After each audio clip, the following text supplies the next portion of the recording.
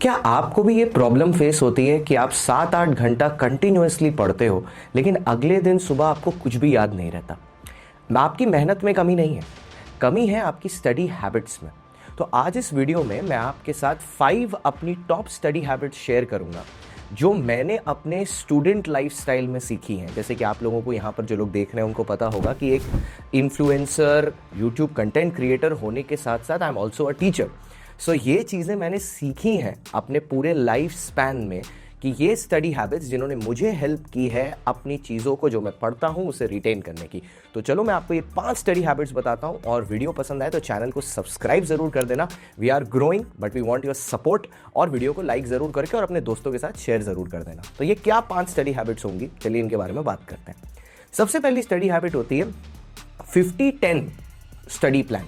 What do you mean by a 50-10 study plan? जिसमें आप 50 minute पढ़ते हो और उसके बाद you take a 10 minutes break. अब इस 10 मिनट ब्रेक में आप ना तो अपना फ़ोन चलाओगे, ठीक है, ना तो आप उसमें रील स्क्रॉल करोगे, ये नहीं करना। इस 10 मिनट में you are either sitting idle, ठीक है, या आप खिड़की के बाहर देख रहे हो, या आप एक वॉक कर ले रहे हो। मतलब बेसिक आइडिया इज कि in this 10 minutes you are going to give rest to your brain, ठीक है, but not watch anything which is tend to be distractive in nature.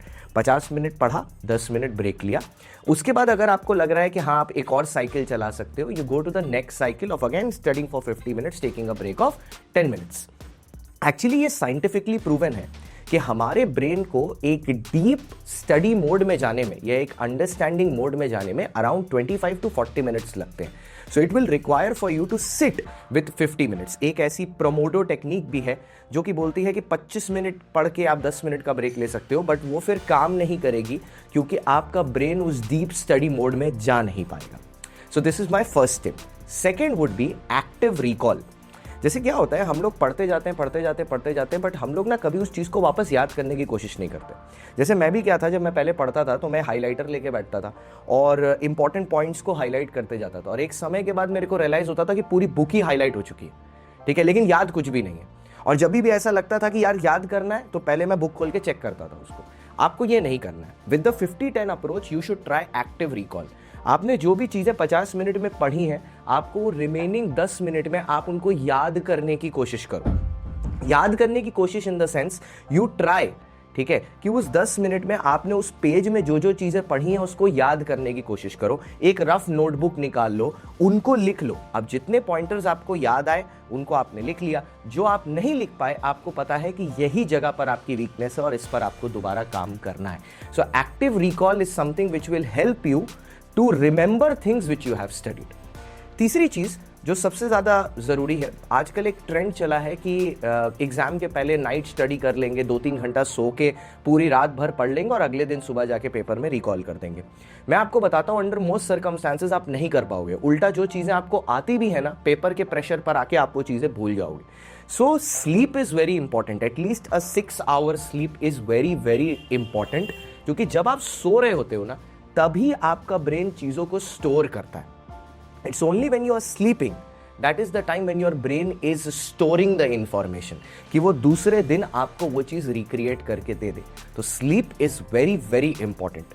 At least exam के पहले तो 6 घंटा तो आपको सोना ही सोना चाहिए, सो दैट इसको ऐसे देखो कि जो आपने रात भर पढ़ा है, ठीक है, उसको स्टोर करने के लिए, प्रोसेस करने के लिए आपको सिस्टम को 6 घंटे के लिए रेस्ट देना है। जैसे जब हम लोग एक्सरसाइज करते हैं, ठीक है, तो हम लोग बॉडी को रेस्ट देते हैं ना, मसल्स को ग्रो करने के लिए, पेट को रेस्ट देते हैं, बॉडी को रेस्ट देते हैं, तो ऐसे दिमाग को भी रेस्ट देना पड़ेगा वो 6 घंटे का पीरियड में स्लीप में, जहां पर वो दिन भर की पढ़ी हुई चीज़ों को याद कर सके और उसको स्टोर कर सके।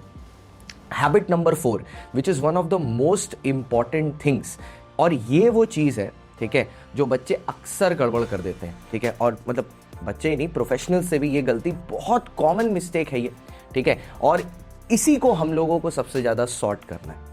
हम लोग एक प्लान फॉलो करते हैं बट क्या नहीं करते, जो हमें करना चाहिए वो है वीकली रिव्यू।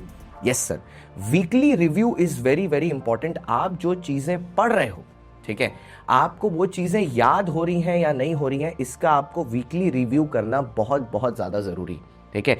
तो वीक के एंड पे जो भी आपने मंडे टू सैटरडे पढ़ा, संडे को बैठ के आपके जो जो वीक पॉइंटर्स आपको मंडे टू सैटरडे मिले, या आपसे कोई सम या कोई चीज़ या कोई न्यूमेरिकल आपसे नहीं बना मंडे टू सैटरडे में, उसको बैठ के आप संडे को वापस से देखो, सो दैट आपके वीक पॉइंट्स जो आपने मंडे टू सैटरडे तक आइडेंटिफाई किए हैं, उन पर मंडे टू सैटरडे तक उन पर आप संडे को काम करो। बिकॉज स्ट्रेंथ जो आपकी है वो तो आपके साथ ही चलेगी। It will only improve you as a person, not only in education as well as in your life, when you focus on the weaknesses और उसको आप ग्रो करने की कोशिश करो। लास्ट और जो मेरा सबसे फेवरेट स्टडी हैक बोल लो, टिप बोल दो है, और जो मोस्ट कॉमन मिस्टेक्स है, at any point of time आपको एक दिन में 3 सब्जेक्ट से ज्यादा नहीं करना चाहिए। उसमें भी हर सब्जेक्ट को मैक्सिमम आप 3 घंटा देंगे, minimum 2 hours, not more than that, not more than 3 subjects.